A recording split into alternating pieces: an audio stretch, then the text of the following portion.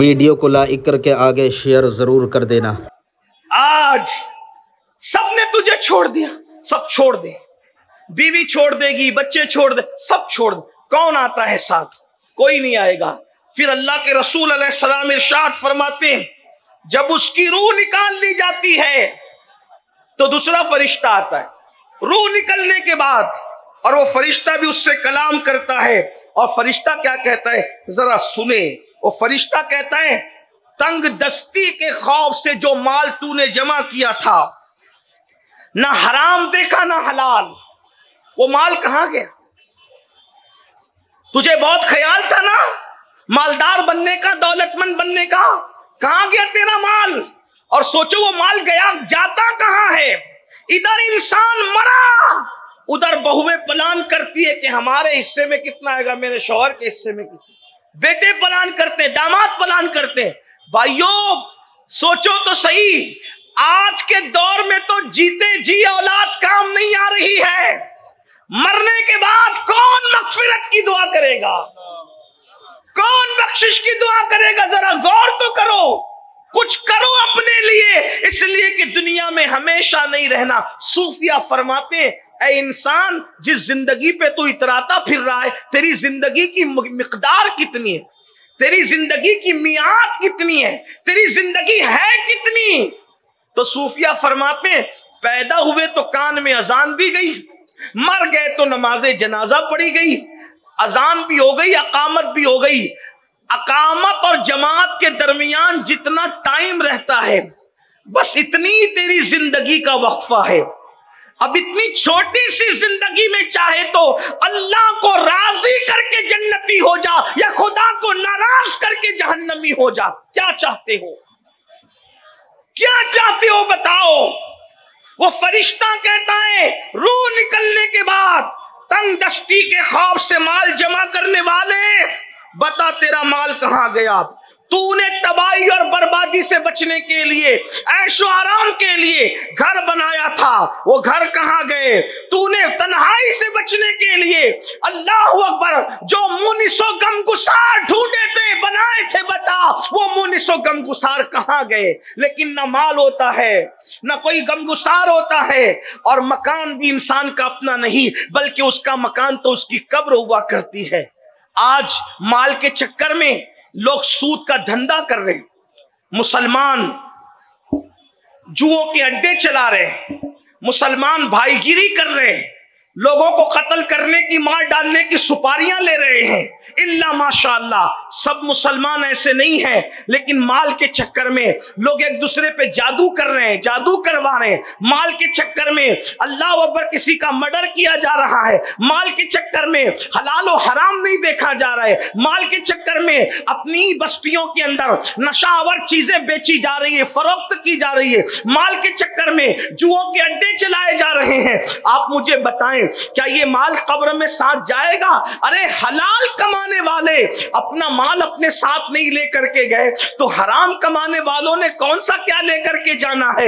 اللہ اکبر۔ تو وہ فرشتہ روح نکالنے کے بعد کہے گا، روح نکلنے کے بعد کہے گا کہاں ہے تیرا مال، کہاں ہے تیرا مکان، کہاں ہے تیرے مونس و غمگسار؟ لیکن انسان کے پاس جواب کیا ہوگا؟ پھر اللہ کے رسول صلی اللہ علیہ وآلہ وسلم فرماتے ہیں جب اس کا جنازہ اٹھایا جاتا ہے تو تیسرا فرشتہ آ کر کے اس کو کہتا ہے اللہ اکبر، افسوس آج تجھے بڑے لمبے سفر پر جانا ہے، اور اتنا لمبا سفر کہ اس سے پہلے تو نے اتنا لمبا سفر آج سے پہلے کبھی طے نہیں کیا۔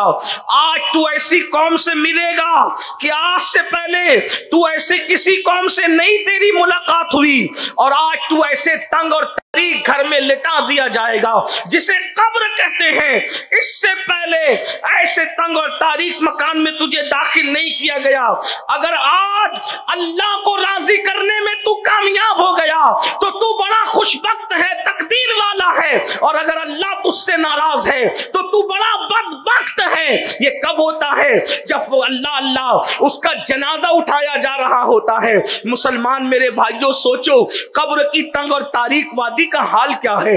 اللہ کے سچے رسول قائد المرسلین سید العالمین صلی اللہ علیہ وآلہ وسلم ارشاد فرماتے ہیں کہ جب کسی انسان کو اس کی قبر میں رکھا جاتا ہے اور وہ نماز پڑھنے والا نہیں ہوتا، بے نمازی ہوتا ہے، تو اللہ کے رسول علیہ السلام فرماتے ہیں اس کی قبر میں 99 سانپ ہوتے ہیں۔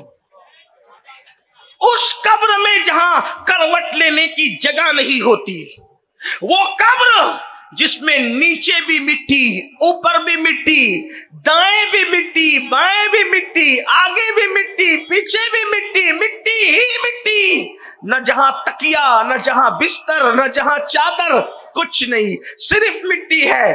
اندھیرے کا حال یہ ہے کہ ایک ہاتھ کو دوسرا ہاتھ سجائی نہیں دیتا، اور اگر انسان نماز نہ پڑھے تو اللہ کے رسول علیہ السلام فرماتے 99 سانپ، اور اس میں ایک ایک سانپ کی طاقت کا عالم یہ ہے، اگر وہ کسی پہاڑ پہ ڈنک مارے تو پہاڑ ریزہ ریزہ ہو جائے، اگر وہ پھنکار دے تو اس کی فنکار کی گرمی کی وجہ سے لوگ مر جائیں۔ ایسے طاقت والے 99 سانپ انسان پر جو بے نمازی ہوتا ہے اللہ اس پر مسلط کرتا ہے۔ اور بلکہ ایک دوسری حدیث میں آیا، اللہ کے رسول علیہ السلام فرماتے ہیں کہ بے نمازی پر اللہ قبر میں جو سانپ مسلط کرتا ہے اس کا نام ہے شجاع الاقرع، اور وہ گنجا سانپ ہے، گنجا، اس کا نام بھی اللہ کے رسول نے بتایا، شجاع الاقرع اس کا نام ہے۔ اور اس کا حال یہ ہے جب وہ کسی کو ڈنک مارے تو ایک ڈنک پر 1000 سال تک کے زہر اس کے پورے جسم میں گھومتا رہے گا، اور اس کی ہڈیوں کے جوڑ ٹوٹ کر چکنا چور ہو جائیں گے۔ اللہ کے رسول صلی اللہ علیہ وآلہ وسلم فرماتے ہیں جس نے فجر کی نماز جان بوجھ کر چھوڑ دی تھی اس کو وہ ظہر تک ڈستا رہے گا۔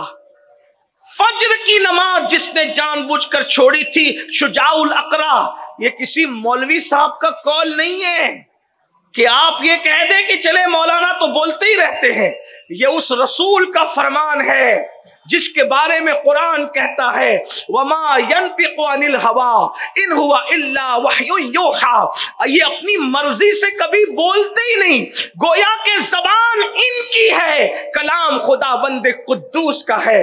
ایک وقت کی نماز میں صرف 10 منٹ کا ٹائم لگتا ہے میرے بھائی، سوچو تو صحیح، میسیجز چیک کرنے بیٹھتے تو گھنٹوں لگ جاتے ہیں، فیس بک پر بیٹھتے تو گھنٹوں لگ جاتے ہیں، یوٹیوب پر بیٹھتے تو راتیں گزر جاتی ہے۔ 10 منٹ کی نماز نہیں پڑھی، آخر 10 منٹ سو کر کے کون سا آپ نے اپنا فائدہ کر لیا؟ فجر میں کیا نقصان ہے؟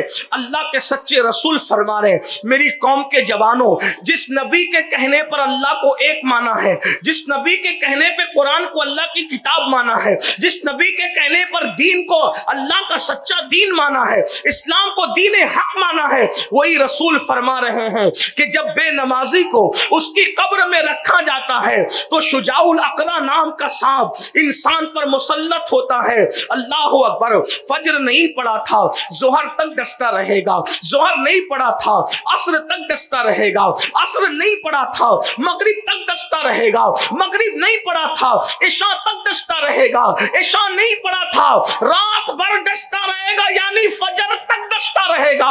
اور اللہ کے رسول فرماتے ہیں جب تک قیامت قائم نہیں ہو جاتی اس وقت تک یہ ڈسنے کا سلسلہ جاری رہے گا۔ صرف 10 منٹ کا ٹائم ہے ایک وقت کی نماز کے لیے، 10 منٹ۔ انسان پان بھی کھاتا ہے تو 10 منٹ سے زیادہ کا ٹائم لگتا ہے۔ اللہ کے بندو 10 منٹ قربان کرو، 24 گھنٹے میں 5 وقت کی نماز میں صرف 50 منٹ درکار ہے۔ کیوں نہیں نکالتے نماز کے لیے ٹائم؟ کیا مرنا نہیں ہے؟ اللہ کے رسول فرما رہے ہیں۔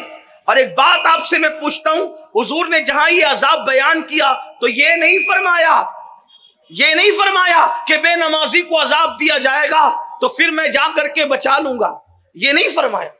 توجہ کریں آپ، حدیث میں یہی ہے کہ قیامت تک ڈستا رہے گا۔ میں اس کا انکار نہیں کر رہا ہوں، واللہ وہ بچانا چاہے تو ہم جیسے ایک دو نہیں، ایک میں کیا، میرے اس یہاں کی حقیقت کتنی، مجھ سے 100 لاکھ کو کافی ہے اشارہ تیرا۔ وہ بچانے پہ قدرت رکھتے ہیں، بلکہ خدا نے ان کو عزت دیا ہے، ان کو مختار کل بنایا ہے، مگر وہی رسول جو مختار کل بن کر آئے، جنت بانٹنے کے لیے آئے، وہ تو نذیر بھی بن کر آئے نا۔ جہاں بشیر ہے وہی نذیر بھی ہے، بلکہ پہلے تو شان نذیری ہے، بشیری بعد میں ہے۔ قرآن کہتا ہے یا ایھا المدثر قم فانذر، اے کمبل اوڑھنے والو اٹھو اور اٹھ کر لوگوں کو ڈراؤ۔ اللہ کے رسول ڈرانے آئے تھے۔ حضور نے فرمایا، یہ بات فرمائی، پھر کہہ رہا ہوں بچانے کا منکر نہیں ہوں، لیکن اس حدیث میں اللہ کے رسول کیا فرما رہے؟ اللہ اکبر، بے نمازی کو قیامت تک وہ ڈستا رہے گا۔ سوچو، ہے کسی میں طاقت؟ جس سانپ نے پہاڑ پہ ڈنک مار کے پہاڑ کو ریزہ ریزہ کر دینا ہے، جب وہ انسان کو ڈسے گا تو انسان کی کیفیت کیا ہوگی؟ اپنے آپ پر رحم نہیں آتا، اپنے آپ سے محبت نہیں ہے، اپنے جسم سے محبت نہیں ہے۔ بتاؤ، کانٹا چبھ جائے برداشت نہیں ہوتا، آنکھ میں تنکا گھس جائے برداشت نہیں ہوتا۔ میرے بھائیوں، گرم گرم چائے کا اگر گھونٹ لے لو برداشت نہیں ہوتا، اگر بتی کا چٹکا برداشت نہیں ہوتا۔ میری قوم کے جوانوں، دوسروں کا